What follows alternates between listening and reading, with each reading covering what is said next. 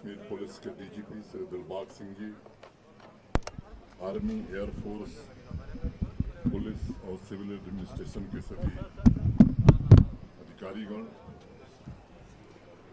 यहाँ उपस्थित देवियों, सज्जनों, मित्रों तथा मीडिया के साथियों, आज ब्रिगेडियर राजेंद्र सिंह जी की पुण्यतिथि है।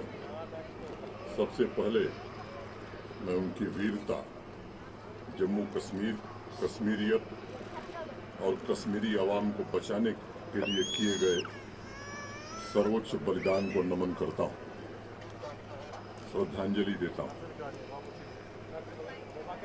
75 साल पहले आज ही के दिन, करीब 3 घंटा पहले, लगभग सुबह 8:30 बजे पहला Dakota aircraft lieutenant colonel DR Rai की अगुवाई में श्रीनगर एयरपोर्ट पहुंचा था, जिसे आज हम सब ने अपनी आंखों से देखा है। पाकिस्तानी हुकूमत और उसकी फौज द्वारा ढाए जा रहे जुल्म, हजारों बेगुनाहों और मासूम बच्चों के कत्ल, हमारी हजारों मासूम बेटियों और बहनों पर किए जा रहे बर्बर अत्याचार से लोहा लेने के लिए और जम्मू कश्मीर की एक एक इंच भूमि की रक्षा करने की भारतीय सेना के समर्पण, वीरता और कर्तव्य के प्रति निष्ठा की अद्भुत दास्तान है।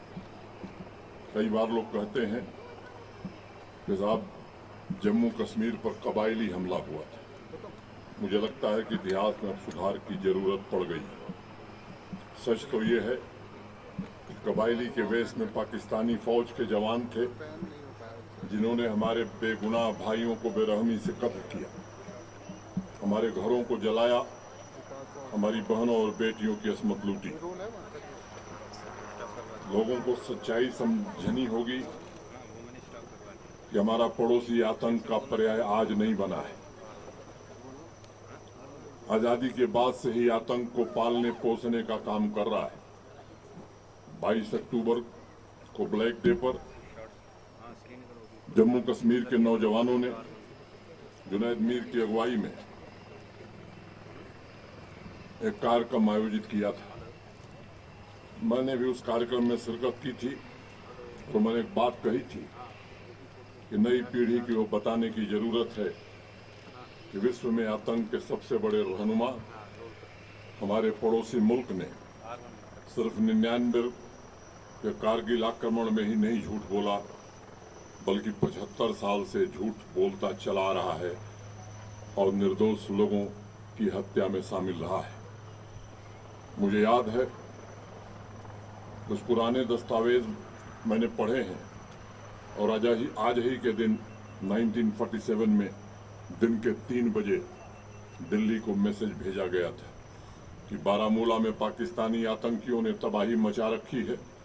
लोगों के घर, अस्पताल और चर्च जला दिए गए और सभी डॉक्टर्स, नर्सेस को मौत के घाट उतार दिया गया। अभी हमने साक्षात अपनी आंखों से सब देखा। बारामूला की सड़कों पर उस दिन सिर्फ आतंक था, चारों तरफ बिखरी लाशें थीं। सभी धर्मों के लोग, चाहे वो हिंदू हो, मुसलमान हो, सिख हो, ईसाई हो, जो भी थोड़े बहुत जिंदा बच गए थे, उन्होंने घर द्वार छोड़कर पहाड़ों में शरण ली थी। और इसलिए सालों से फैलाई जा रही भ्रांतियों को तोड़ना तथा पड़ोसी मुल्क और उसके मुट्ठी भर स्लीपर सेल के मुंह से नकाब उतारना आज जरूरी हो गया है। आज के दिन मैं बारामूला के बहादुर नौजवान मकबूल शेरवानी और परमवीर चक्र विजेता मेजर सोमनाथ शर्मा की पुण्य स्मृति को भी प्रणाम करता हूं। मैं महावीर चक्र विजेता लेफ्टिनेंट कर्नल राय को भी सत नमन करता हूं।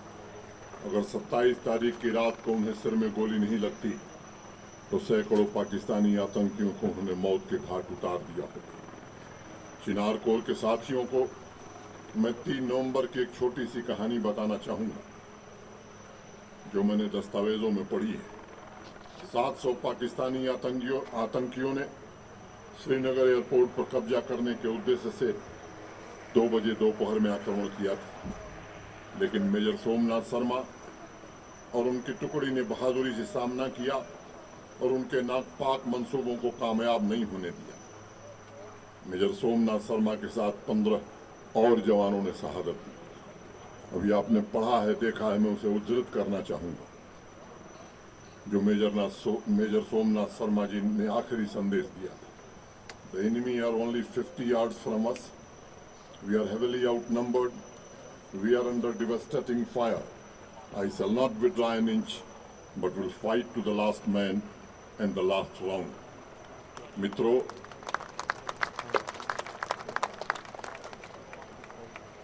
मातृभूमि की सेवा में इससे उच्चतम मानदंड नहीं हो सकते बलिदान। इस शौर्य, देशभक्ति, धैर्य तथा आत्म बलिदान से मेजर सोमनाथ शर्मा और उनके जवानों ने, उनके साथियों ने जम्मू कश्मीर की रक्षा के लिए शहादत दी। वो इतिहास में अपूर्व उदाहरण है, अभूतपूर्व उदाहरण है। मुझे आश्चर्य है कि 75 सालों से इस बर्बरता की दास्तां क्यों नहीं जन जन तक पहुंचाई गई, क्यों नहीं आवाम को पाकिस्तान की काली करतूतों के बारे में बताया गया, क्यों नहीं मेजर सोमनाथ शर्मा, मकबूल शेरवानी, ब्रिगेडियर राजेंद्र सिंह और लेफ्टिनेंट कर्नल राय की कहानियां अभी तक स्कूलों में बच्चों को नहीं पढ़ाई जा रही। और आज हम कहना चाहते हैं कि अब कहानियां अगले साल से जम्मू कश्मीर के सिलेबस में पढ़ाई जाएंगी। आजादी के अमृत महोत्सव पर्व पर हम सभी का ये दायित्व है कि मातृभूमि की रक्षा करते हुए अपने प्राणों की बाजी लगाने वाले इन शूरवीर योद्धाओं की कहानियां हर बच्चे की जुबान पर। मित्रों, श्रीनगर 1947 की पीढ़ी ने राहत की सांस ली थी जब 4 और 5 नवंबर की रात को शहर की तरफ बढ़ रहे ट्राइबल लश्कर के वेश में पाकिस्तानी फौज को श्रीनगर से पहले ही त्रिकुल बल के पास हमारे वीर जवानों ने मौत के घाट उतार दिया था और उनकी साजिश को नाकाम कर दिया था। दिल में कश्मीरियत और जुबान पर एक ही नारा, तेरा वैभव अमर रहे माँ हम दिन चार रहे न रहे। ये हमारी भावना है, ये हमारे वीरों की संस्कृति है। जम्मू कश्मीर का हर एक नागरिक हमारे दिल का, हमारे शरीर का अटूट हिस्सा है। मानवता के सबसे बड़े दुश्मन ने हमेशा आतंकवाद को विश्व भर फैलाने का काम किया है और कोई भी सभ्य समाज ऐसा नहीं है जिसको तहस नहस करने की कोशिश नहीं की है। अभी भी नापाक कोशिशें चल रही हैं और ऐसे में आप सभी को देश के सम्मान, अखंडता और जम्मू कश्मीर के हर एक नागरिक की रक्षा के लिए हमेशा चौकन्ना रहना होगा। मुझे आपकी आत्मशक्ति और संकल्प शक्ति पर गर्व है। आज जम्मू कश्मीर समृद्धि और विकास की ओर आगे बढ़ रहा है और मैं कहना चाहता हूं कि समृद्धि और विकास की पहली और अनिवार्य शर्त होती है शांति, और शांति कायम करने में आप सबका जो योगदान है उसकी जितनी भी प्रशंसा की जाए वो कम है। देश के विकसित राज्यों में जल्द ही इसका नाम शुमार हो, यह भारत सरकार की प्राथमिकता है। भारतीय सेना के सभी तीनों अंग दिन प्रतिदिन मजबूत हों, उनका शौर्य बढ़े और राष्ट्र के सभी नागरिकों की रक्षा की महान परंपरा एवं कर्तव्य को हमेशा इसी तरह अपने मजबूत कंधों को लेकर चलें, मैं ऐसी कामना करता हूं।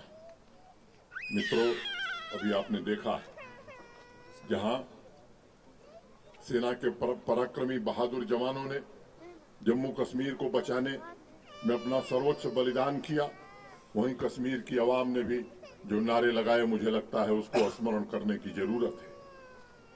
पाकिस्तानियों का नारा था सिखों का सर, हिंदुओं मुसलमानों का जर, और कश्मीर की आवाम इसके जवाब में नारा दे रही थी, हमलावर खबरदार, हम कश्मीरी हैं तैयार।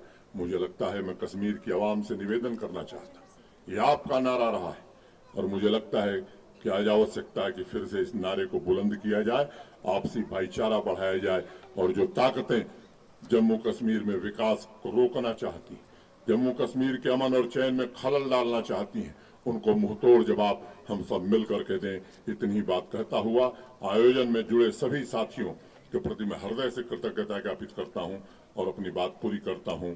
जय Hind. Thank you, sir. May I request